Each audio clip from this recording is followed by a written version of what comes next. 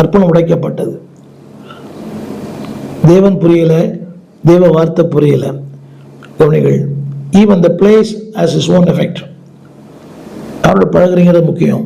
The person and the place.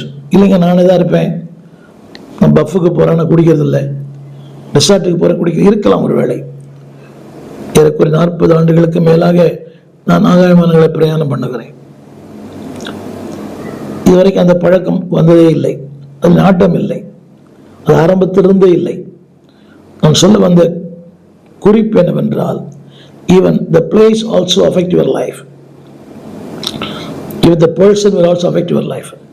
நல்ல நபர்கள், நான் இடம் சொல்லும் போது வசதியான ஒரு sophisticated place சொல்லலை. நோ, தேவன் விரும்பாத இடம், தேவன் ஏற்படுத்தாத இடம்.